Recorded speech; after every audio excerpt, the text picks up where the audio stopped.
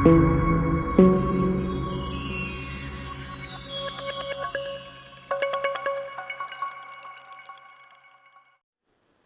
Welcome back to RR power solutions.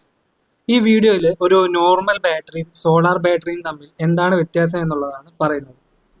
ഈ രണ്ട് ബാറ്ററിയിലും ഏതാണ് ബെസ്റ്റ് ആയിട്ടുള്ളത് എന്നും, നമ്മൾ വീട്ടിലേക്ക് ഒരു ബാറ്ററി വാങ്ങിക്കുന്ന സമയത്ത് ഇൻവേർട്ടർ ബാറ്ററി ആണോ എടുക്കേണ്ടത് അതോ സോളാർ ബാറ്ററി ആണോ വാങ്ങേണ്ടത് എന്നൊരു സംശയം നമുക്ക് വന്നേക്കാം. എന്തുകൊണ്ടാണ് ഇങ്ങനെ ഇൻവേർട്ടർ ബാറ്ററി സോളാർ ബാറ്ററി എന്നിങ്ങനെ രണ്ട് തരത്തിൽ അവൈലബിൾ ആയിട്ടുള്ളത് എന്നും ഈ വീഡിയോയിലൂടെ നമുക്ക് നോക്കാം. ഇലക്ട്രിക് പവർ സ്റ്റോർ ചെയ്തിട്ട് അത് വീണ്ടും നമ്മൾ റീയൂസ് ചെയ്യുന്നതിന് വേണ്ടിയാണ് പൊതുവെ ബാറ്ററി യൂസ് ചെയ്യുന്നത്. ഇതിൽ ഈ നോർമൽ ബാറ്ററിയും സോളാർ ബാറ്ററിയും തമ്മിൽ വരുന്ന പ്രധാന വ്യത്യാസങ്ങൾ എന്തൊക്കെയാണെന്നാണ് നമ്മൾ ഈ വീഡിയോയിൽ നോക്കുന്നത്. നോർമൽ ബാറ്ററികൾ സാധാരണ നമ്മൾ വീട്ടിലൊക്കെ യൂസ് ചെയ്യുന്നത് ഇൻവേർട്ടറുകളിലാണ്. നമ്മൾ സാധാരണ യൂസ് ചെയ്യുന്ന ഇൻവേർട്ടറുകളിലാണ് നോർമൽ ബാറ്ററികൾ യൂസ് ചെയ്യുന്നത്. ഇൻവേർട്ടർ എന്തിനാണ് നമ്മൾ യൂസ് ചെയ്യുന്നത്? നമുക്ക് വരുന്ന KCB സപ്ലൈ കട്ടാവുന്ന സമയത്ത് ഇതുപോലെ ഒരു ഇൻവേർട്ടർ നമ്മൾ യൂസ് ചെയ്തിട്ട് ഇൻവേർട്ടർ വഴി ബാറ്ററിയിലെ എനർജി സ്റ്റോർ ചെയ്ത് കറണ്ട് ഇല്ലാത്ത സമയത്ത് നമ്മളത് ബാക്കപ്പ് ആയിട്ട് യൂസ് ചെയ്യും. പൊതുവെ ബാറ്ററികളിൽ എനർജി സ്റ്റോർ ചെയ്യുന്നതായാലും എനർജി എടുത്ത് യൂസ് ചെയ്യുന്നതായാലും, അതായത് അതിലുള്ള കറണ്ട്, ഈ കറണ്ടിന്റെ ക്വാണ്ടിറ്റി എത്രത്തോളം നമ്മൾ സ്റ്റോർ ചെയ്യാൻ പറ്റുന്നുണ്ട്, എത്രത്തോളം നമുക്ക് സ്റ്റോർ ചെയ്യാൻ പറ്റുന്നുണ്ട്, അതുപോലെ സ്റ്റോർ ചെയ്ത കറണ്ട് എത്രത്തോളം നമുക്ക് യൂസ് ചെയ്യാൻ പറ്റുന്നുണ്ട്, ബാറ്ററിയുടെ ലൈഫ്, ചാർജിങ് ചെയ്യുന്നതിന് വേണ്ട ടൈം, ഇതൊക്കെ വെച്ചിട്ടാണ് നമ്മൾ ഒരു ബാറ്ററി കാൽക്കുലേറ്റ് ചെയ്യുന്നത്. നോർമൽ ബാറ്ററിക്കും സോളാർ ബാറ്ററിക്കും മെയിൻ ആയിട്ട് ഈ കാര്യങ്ങളിലൊക്കെയാണ് ഡിഫറൻസ് വരുന്നത്. ഇത് തന്നെ സോളാർ ഇൻവേർട്ടർ ആണെന്നുണ്ടെങ്കിൽ സൺലൈറ്റിൽ നിന്നും കിട്ടുന്ന എനർജിനെ സേവ് ചെയ്യുന്നതിന് വേണ്ടിയാണ് നമ്മൾ അത് യൂസ് ചെയ്യുന്നത്. ഇത് സ്റ്റോർ ചെയ്യാൻ വേണ്ടി ഉപയോഗിക്കുന്ന ബാറ്ററിനെ നമ്മൾ സോളാർ ബാറ്ററി എന്നും പറയുന്നുണ്ട്. പൊതുവേ ഈ രണ്ട് ബാറ്ററിയും നമ്മൾ എനർജി സ്റ്റോർ ചെയ്യാനാണ് യൂസ് ചെയ്യുന്നത്. പിന്നെ എന്തിനാണ് ഇങ്ങനെ സോളാർ ബാറ്ററി, ഇൻവേർട്ടർ ബാറ്ററി എന്ന് തരംതിരിച്ചിരിക്കുന്നത് നമുക്ക് നോക്കാം. ഫോർ എക്സാമ്പിൾ, ഇപ്പോൾ ഒരു 150 AH ഉള്ള നോർമൽ ബാറ്ററി ആയാലും 150 AH ഉള്ള ഒരു സോളാർ ബാറ്ററി ആയാലും രണ്ടും സെയിം കപ്പാസിറ്റി ആണുള്ളത്. ഒരു നോർമൽ ബാറ്ററിയുടെ കപ്പാസിറ്റി അതിൽ മെൻഷൻ ചെയ്തിട്ടുണ്ടാവുക C20 എന്നായിരിക്കും. C20 ബാറ്ററികൾ എന്നായിരിക്കും നോർമൽ ബാറ്ററികളെ നമ്മൾ അറിയപ്പെടുന്നുണ്ടാവുക. ഇത് തന്നെ ഒരു സോളാർ ബാറ്ററി ആണെന്നുണ്ടെങ്കിൽ സോളാർ ബാറ്ററിയിൽ നോക്കുമ്പോൾ C10 ബാറ്ററികളായിരിക്കും സോളാർ ബാറ്ററി. ഇതെന്താണ് ഈ C10, C20 എന്നതുകൊണ്ടൊക്കെ ഉദ്ദേശിക്കുന്നത് എന്ന് വെച്ചാൽ, ഇതിൽ ഈ C എന്നത് കപ്പാസിറ്റിയാണ് C എന്നതുകൊണ്ട് ഉദ്ദേശിക്കുന്നത്.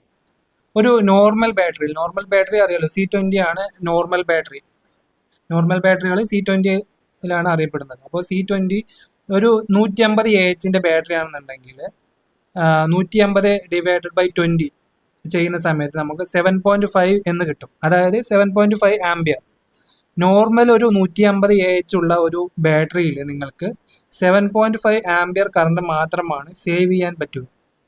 അതായത് 7.5 ആംപിയർ കറണ്ട് മാത്രമാണ് ബാറ്ററിയിൽ സ്റ്റോർ ആവുകയുള്ളൂ. ഈ സ്റ്റോർ ചെയ്തത് എടുത്ത് യൂസ് ചെയ്യുമ്പോഴും ഈ അളവിൽ മാത്രമേ നമുക്ക് 7.5 ആംപിയർ മാത്രമേ നമുക്ക് യൂസ് ചെയ്യുന്നതിനും സാധിക്കുകയുള്ളൂ.